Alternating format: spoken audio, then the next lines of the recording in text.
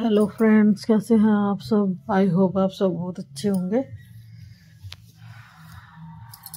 और आज मैं लगा रही हूँ, अब बज गए हैं सुबह के 10। मैं लगा रही हूँ पोछा, क्योंकि आज वैसे तो मैं सुबह सुबह काम निपटा लेती हूँ झाड़ू पोछे का, लेकिन आज शिवांश ने बहुत ही परेशान कर दिया था। क्योंकि पता नहीं, शायद ऐसा लग रहा था उसकी तबीयत ठीक नहीं है और उसने मुझे कुछ भी करने नहीं दिया जल्दी। तो बस मैं नाश्ता बनाया है, बच्चों को स्कूल भेजा है और मैंने नाश्ता बना करके सबको भेज दिया, सबको नाश्ता दे दिया है। तो अब मैं आ गई थी किचन में पोछा लगाने के लिए।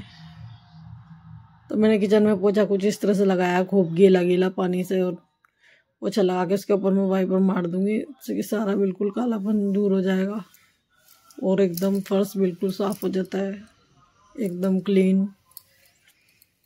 वैसे तो ज़्यादातर मैं पोछा सुबह सुबह ही लगाती हूँ, जल्दी ही, लेकिन आज थोड़ा लेट हो गया है।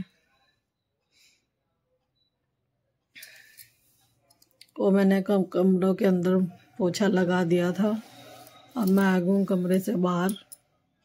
किचन भी साफ कर दिया है मैंने, और बच्चे चले गए हैं स्कूल, हस्बैंड भी चले गए अपनी शॉप पर, और शिवांश को मैंने भेज दिया था घूमने के लिए। मम्मी जी लेके गई है शिवांश को बाहर घुमाने, क्योंकि वो कुछ भी काम करने नहीं दे रहा था। आज उसे पता नहीं क्या जिद सी चढ़ गई थी, वो बहुत ही परेशान कर रहा था। तो इसीलिए तो मम्मी जी जिसको घुमाने के लिए ले गई बाहर, और पापा जी यहाँ पे साग पालक वगैरह साग का सारा सामान वो साफ कर रहे हैं। 4-5 तरह के साग लेके आए थे वो, पालक, चना, सरसों, मेथी, मूली के पत्ते। तो सब बैठ के वो साफ कर रहे थे। कर लेते हैं पापा जी भी बैठे बैठे, कभी कभी खाली बैठे रहते हैं तो सफाई कर लेते हैं साग वगैरह की।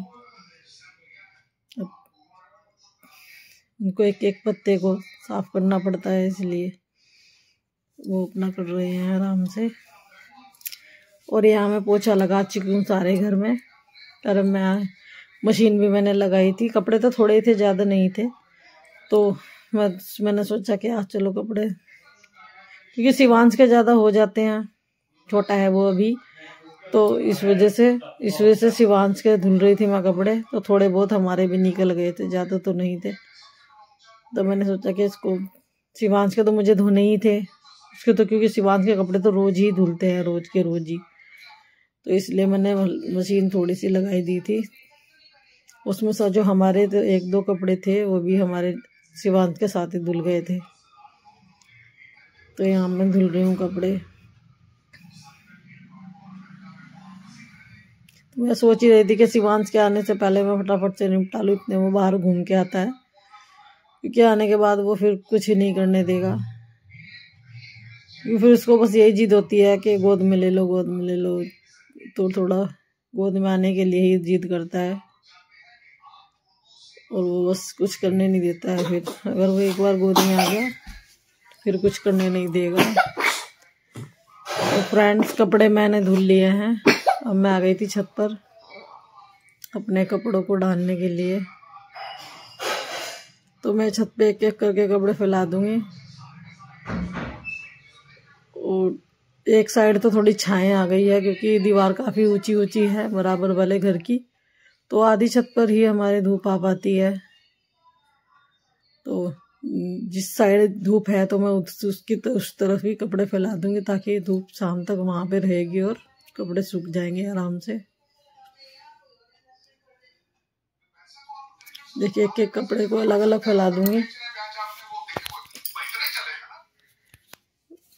तो देखिए फ्रेंड्स, कपड़े मैंने फैला दिए थे, और अब हो गया दोपहर का टाइम। बच्चों के लिए मैं बनाने लगी हूँ खाना, क्योंकि बच्चे स्कूल से आ जाएंगे तो फिर उनको लेट हो जाएगा और उनको खाना नहीं मिलेगा। तो यहाँ मैं बना रही थी आज साग, क्योंकि आजकल सर्दियाँ चल रही है तो हमारे यहाँ साग कुछ ज़्यादा ही बन रहा है।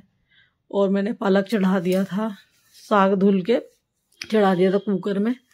और यहाँ पे मैं भून रही हूँ आटा साग में डालने के लिए। और बराबर में मैंने भिगोने में रखा हुआ है चावल, क्योंकि मुझे चावल बहुत पसंद है साग के साथ।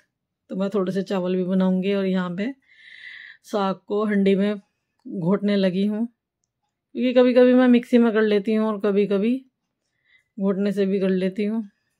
हंडी में जो ये घोटने वाला होता है। और साग की हंडी इतनी ज़्यादा गर्म हो रही थी कि मैं सोच रही थी कि चप्पल उतार के करूँ, लेकिन मुझसे पैर रखा ही नहीं गया। हंडी वो इतनी ज़्यादा गर्म हो रही थी, बहुत ज़्यादा। और मेरे हाथ में भी दर्द हो गया था बहुत ही ज़्यादा, करते करते मेरे खुद की हाथों की बैंड बज गई थी। क्योंकि जब साग हाथ से करते हैं ना तो बहुत ज़्यादा जोर लगाना पड़ता है। मिक्सी से तो फटाफट हो जाता है, लेकिन जब हाथ से करते हैं ना तो बहुत ज़्यादा दर्द होने लगती है हाथों में। और यहाँ मैंने कपड़ा लगा लिया, तो थोड़ा थोड़ा धीरे धीरे करके मैं इसको घुमा रही हूँ, क्योंकि मेरे हाथ में भी दर्द हो रहा है। पर फिर भी कोई बात नहीं, थोड़ा थोड़ा करके कर लेते हैं। तो देखिए फ्रेंड, मेरे साग और चावल बन चुके हैं। और ये मेरी मूली। तो मैं आ गई थी यहाँ भगवान जी को भोग लगाने के लिए रूम में। और अब हम आ गए हैं मार्केट। शाम के बज गए हैं 4, क्योंकि मुझे टप्पू के लिए खरीदना था जीन्स वगैरह उसकी। तो सोचा था कि चलो शॉपिंग कर लेते हैं आज। तो हम आ गए हैं मॉल में। तो आज मैंने की है टप्पू के लिए शॉपिंग। टप्पू के लिए मुझे जीन्स खरीदनी थी,